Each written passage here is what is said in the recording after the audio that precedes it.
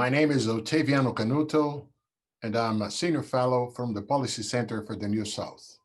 And we're here today to talk about global trade and the pandemic. The pandemic is accelerating history. That is to say, some recent trends are being sped up by the pandemic. And the pandemic will not reverse globalization, but it will reshape it. In order to make this point, we will follow three topics. First, we'll provide a bird's eye view on global trade during the pandemic. Second, we're going to see it in perspective relative to prior trends of trade. And third, we'll try to gauge how global value chain managers and governments are likely to react to those factors. Well, starting with the bird's eye view on the recent performance of trade. Well, as you can see in the chart, world trade substantially declined during the pandemic. Normal economic activities were disrupted by lockdowns and travel restrictions, which remained in place in many countries throughout April and May of this year, before being scaled back gradually in June. Preliminary data show signs of trade and GDP rebounding in the third quarter of 2020, following the relaxation of social distancing measures. Trade growth is expected to slow in this ongoing fourth quarter and beyond, as countries face new waves of contamination and possible new rounds of confinement measures that could eventually weigh on trade. The race between vaccines and COVID-19 is still on. The chart shows the World Trade Organization latest trade forecast released on 6th of October, showing a 9.2% drop in the volume of world merchandise trade in 2020, followed by a 7.2% increase in 2021. So merchandise trade is still to remain well below its previous trajectory. Let's give a closer look to trade in commercial service, which has been, even harder hit than merchandise trade. The commercial service exports were down 30% in the second quarter, or 18% for the year until September. And the magnitude of the decline in service trade that you see contrasts with the previous global recessions when service trade tended to be less volatile than merchandise trade.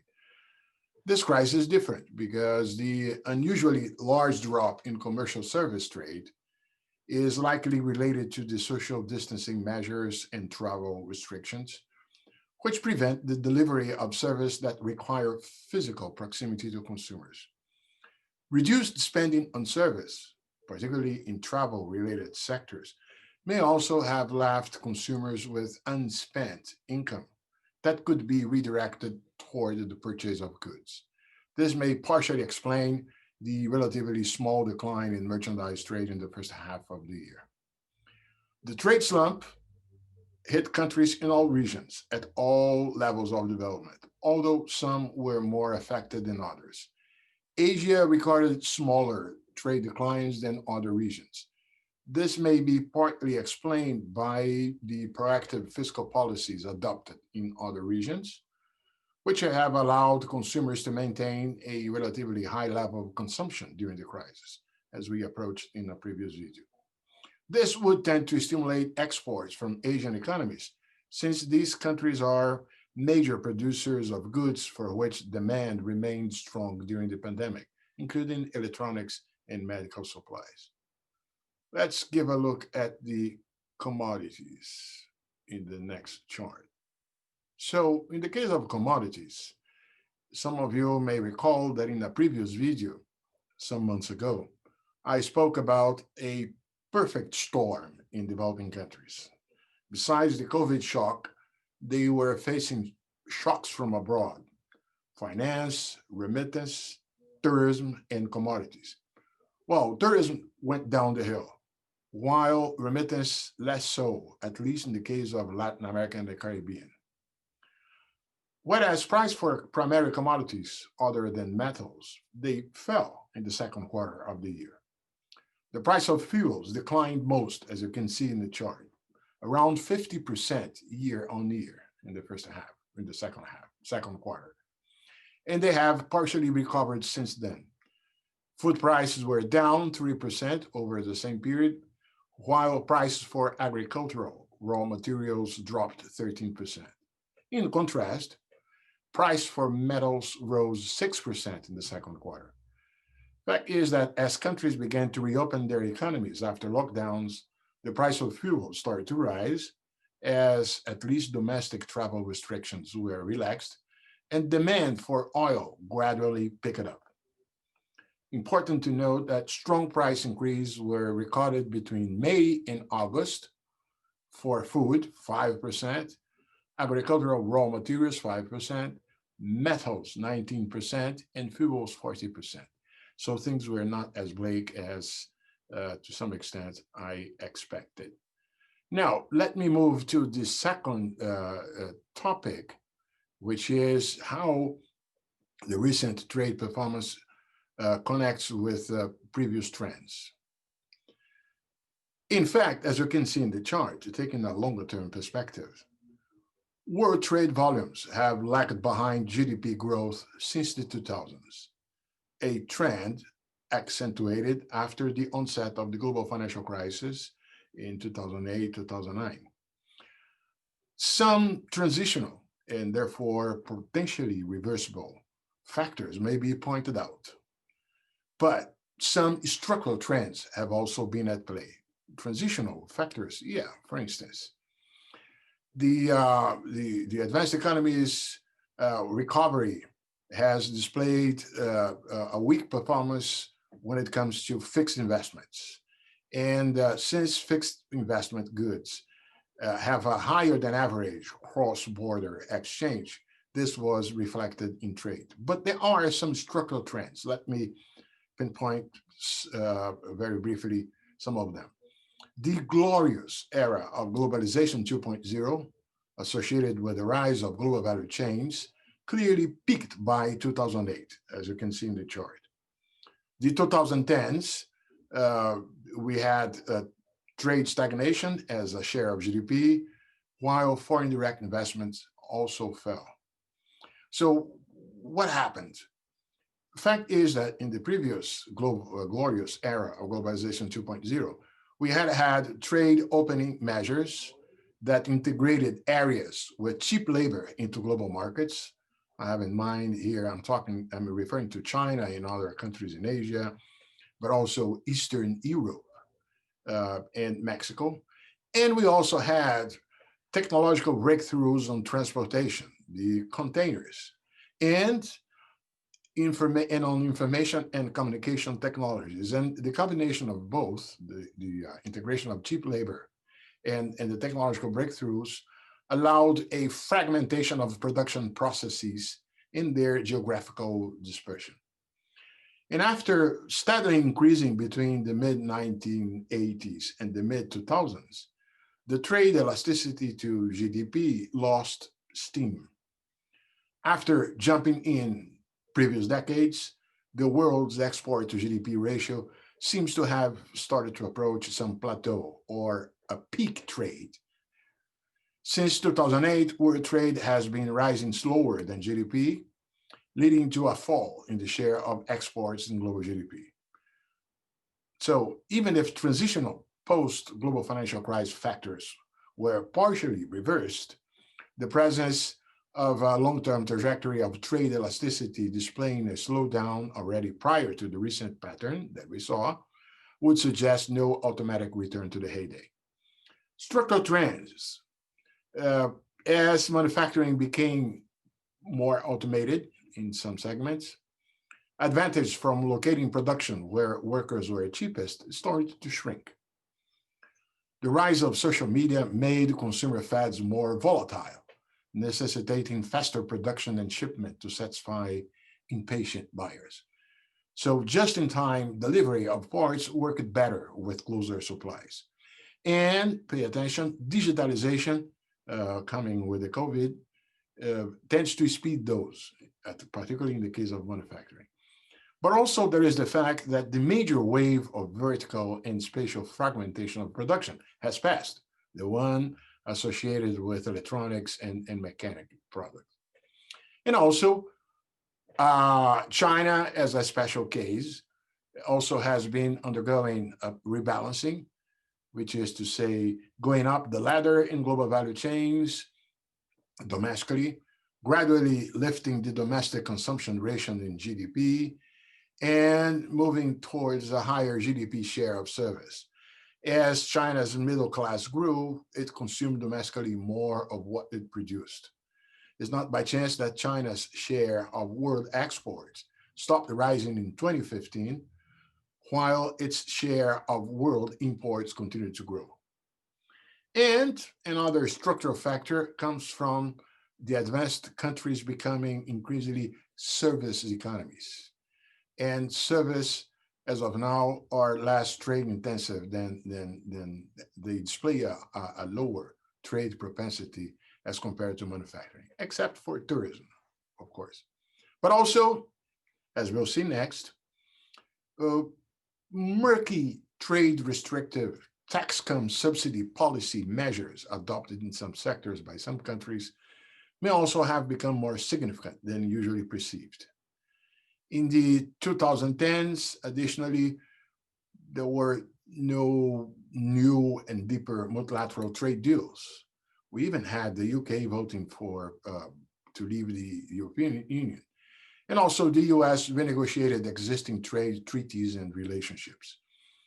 Tariff wars, more recently involving the US and major trade partners, particularly China, also contributed to a significant shift in US import source. We are to see how elected President-elect Biden will deal with those. But COVID, coming to COVID, also has provoked some a further blow.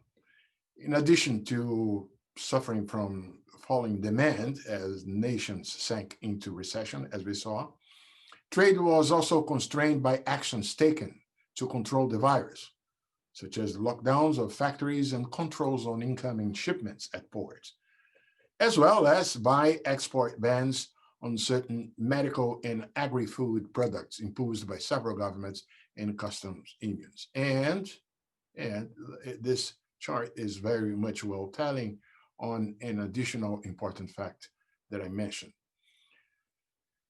Okay, we have had recently some silver lining on with respect to trade.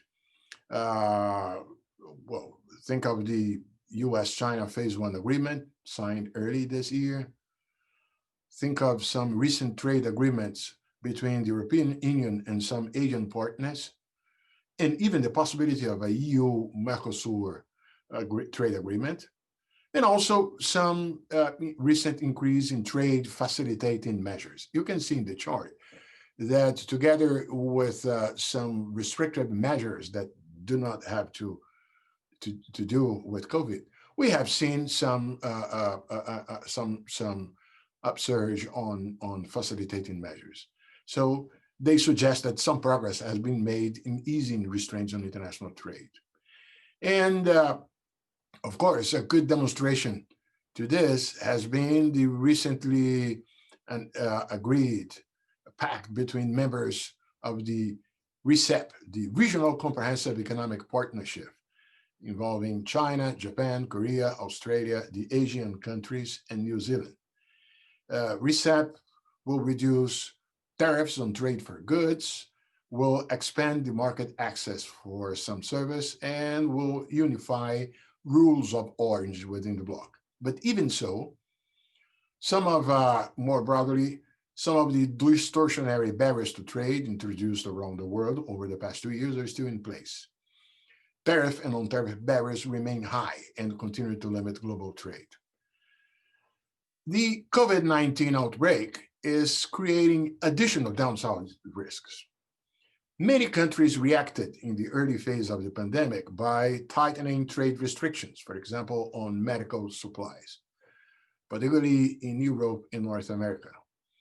Even though many of, in fact, I can't say some, many of these restrictions were temporary and they were lifted quickly, but they added to growing uncertainty. In the event of a substantial weakening in the recovery, with a new surge in global demand for medical supplies, a risk is that such restrictions could be reintroduced. By mid April 2020, that's daunting. More than 80 countries had imposed export bans on medical devices and personal protective equipment needed to fight the spread of COVID-19. And that's broad. The Eurasian Economic Union, which includes Russia, banned certain agricultural staples, as also did nations such as Vietnam and Cambodia. And in addition, disruption and shortage for some essential products have revived discussions about the costs of the international fragmentation of production. So reductions in trade dependency, including repatriated production, as are seen as potential of reducing risk, even though they could also impose substantial efficiency costs. Well, how about the trade landscape? Can we say something about it? Uh, it's relatively easy to say that the global trends landscape will probably look different as companies shift their focus to revamping locations in some sectors, and as governments implement policies that they have signaled they might adopt. Let me give you four educated guesses from what I hear from analysts about the landscape, let's say 4 years from now. Two-way trade between US and China is likely to shrink. Two, trade between the US and the European Union will continue to grow, but at a sharply lower rate than the surge from 2015 through last year. Third, the European Union trade with China will have declined after 4 years as well, after growing the previous 4-year period. Fourth, the European Union trade with India and South America will likely flatten. Fifth, Southeast Asia will continue to be one of the strongest gainers, increasing two-way trade with the EU, with the European Union, the US, and with China by the end of 2023, but still at a slower pace than the earlier 4-year period. So what's the stake and what may exactly weigh in moving to the scenario that I just mentioned? Let me single out the three major factors. Supply chain trade-offs. For many companies, severe supply disruptions for everything from auto parts and consumer electronics to protective equipment during the pandemic have underscored the risks of concentrating too much production and sourcing in a handful of distant low-cost locations and over-reliance on just-in-time inventory management. Rising tariffs, restrictions on market access, and other manifestations of geopolitical frictions will also require companies to alter their supply chains. Some firms have declared that they will adopt more regional multi-local sourcing and manufacturing footprints. And they say, willing to maintain higher safety stocks in inventory, even if these moves entail somewhat higher costs. The types of change will vary by industrial sector. This will be particularly true. One may expect such change in segments such as medical equipment, biopharmaceutical products, semiconductors, and consumer electronics, which are particularly exposed to geopolitical and macroeconomic pressures. The global value chain managers will have to consider a trade-off between resilience and efficiency costs. To the least, some companies will be willing to put production in locations that are closer to customers, and they're finding that they can offset labor costs by adopting advanced industry 4.0 manufacturing system. A second factor is the climate change agenda. And because the future of trade is also being redefined in other ways.